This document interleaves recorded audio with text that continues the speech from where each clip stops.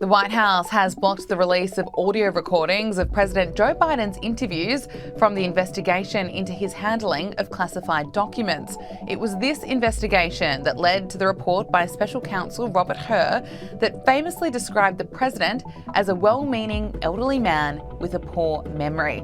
Now, questions are being raised over what the president could be trying to hide. Congressional Republicans are fighting to gain access to the audio after Attorney General Merrick Garland determined the records were protected by executive privilege, but he's likely to be held in contempt of Congress over the move. We have gone to extraordinary lengths to ensure that the committees get responses to their legitimate requests, but this is not one. To the contrary, this is one that would harm our ability in the future to successfully pursue sensitive investigations. The White House has accused Republican leaders of wanting the tapes to be released for political gain. And Congressional Republicans argue that the president doesn't want the audio recordings released because the interview will reaffirm to the American people that Biden's mental state is in decline.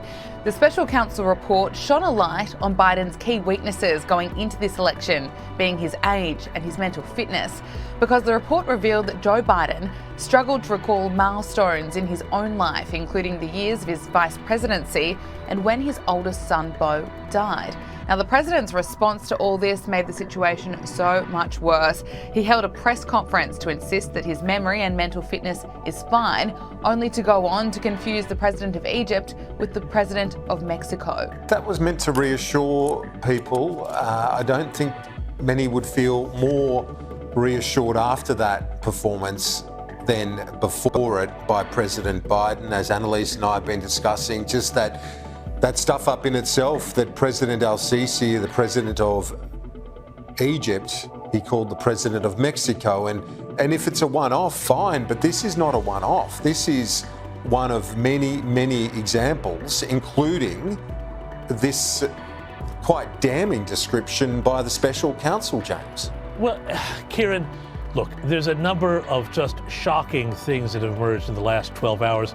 I think the number one thing we have to say is that if the United States were governed by a Westminster-style parliamentary system like we have here in Australia, like there is in the UK, Joe Biden would not still be leader by the end of the weekend. There would be a party room meeting, and he would be tapped on the shoulder, and he would be spilled, and they would be saying, it's time for you to go. And to be honest with you, when the alert went out about this White House address, I thought there was every chance that he was going to say that given the findings of this and a number of other things, I am going to step back from my role and not contest the next election, much like LBJ did, by the way, in 1968. There's historical precedent for this. What we saw here tonight, though, was absolutely shocking. We saw a combative and at times confused Joe Biden. Annalise noted the failure to finish up the point about the rosary, what parish that was from. And I thought, well, maybe this is just emotion around the subject of his son, Beau. But then again, on the question of the Middle East. And then he confuses Egypt and Mexico. He's thinking, the border between Gaza and Egypt. He's thinking, the border between Texas and Mexico. You can see where his mind is just messing things up on this sort of thing. And this comes not just off the back, Kieran, of this report, which is damning. I don't care what he tries to say about the fact that they're not moving forward with charges. The reason why they're not is because they're saying he's not competent enough to be proven that he knew what he was doing. That's the point of that report. Earlier this week, he said that he met with Francois Mitterrand when he first became president. Francois Mitterrand died in 1996. He also said at a fundraiser 2 days ago that he met with Helmut Kohl when he was president, the former chancellor of West Germany. Helmut Kohl died in 1997. These are just, a few examples of these confabulations where he does not remember who is alive, who is not alive anymore, basic facts about things, and this angry, combative temper that he brought out tonight, I think has done him a world of ill with the press gallery. Joe Biden and Republican nominee Donald Trump have agreed to debate one another. 2 debates will be held, one in June, then another in September. Let's talk about what's happening in America. US President Joe Biden has accepted Donald Trump's debate challenge, and the pair are scheduled to participate in 2 televised presidential debates. These debates to be aired on CNN and ABC and are set for June and September. Here is Joe Biden. Donald Trump lost 2 debates to me in 2020. Since then, he hadn't shown up for debate. Now he's acting like he wants to debate me again. Well, make my day, pal. I'll even do it twice. So let's pick the dates, Donald. I hear you're free on Wednesdays. Interesting your point about the 2 parties, because we know RFK wants to debate both President Trump. That's right. That's right. Well, yeah. President they're both Joe Biden, former President right? Donald Trump. Yeah. What can we expect to see between this one, though, between Biden and Trump? This is going to be interesting because they haven't, Biden's team haven't said how it's going to do it. So I think they're panicking because they're obviously going to need earpieces and people to advise him. A whole lot of support.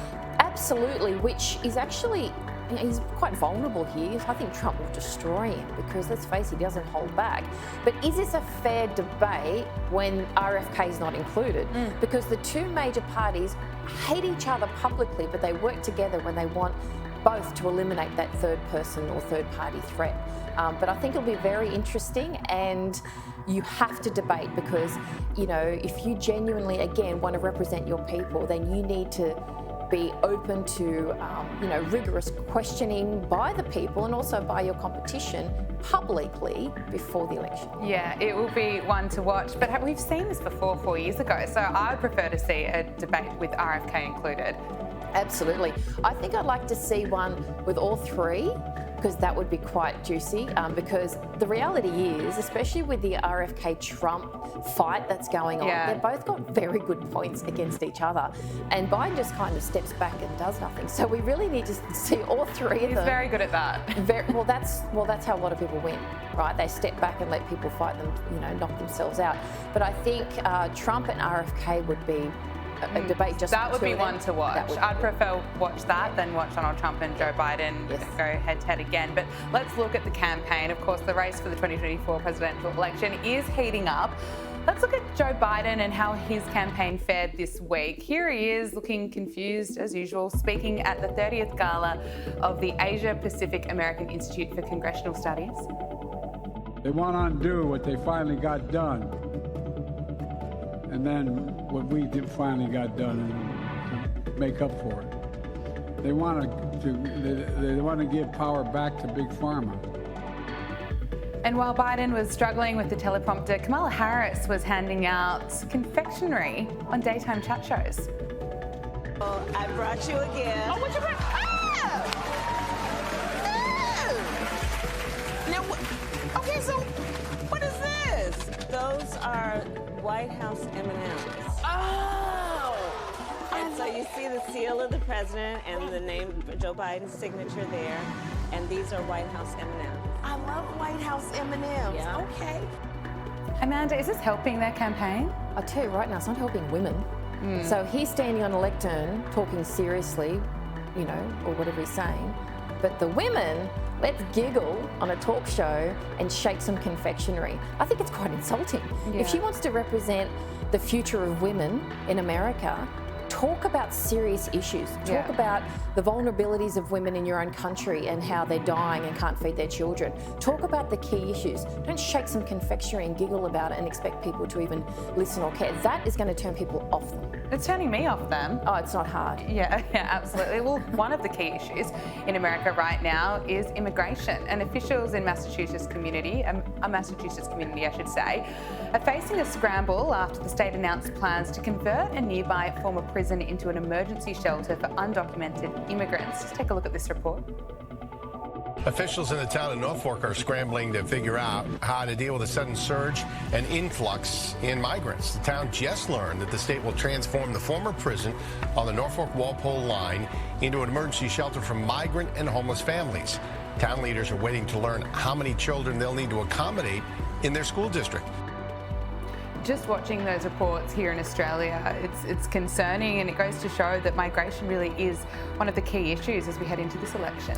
Yeah, I find it interesting that the governments, or most governments, won't talk about how they're going to house the children, the families that are coming over. Obviously, this is a good solution, but again, the infrastructure, the schooling, everything else that it's going to impact, they need to discuss that. And in Australia, where are they going to put them? Are they going to put them in the COVID camps that they created, you know, that are sitting there dormant, and then lease them out? What is happening? People need to know, because it's actually reckless to say, come to our land of the free or the lucky country, which is Australia, but sorry, there's nowhere to live, and with unemployment going up, how are they going to get jobs?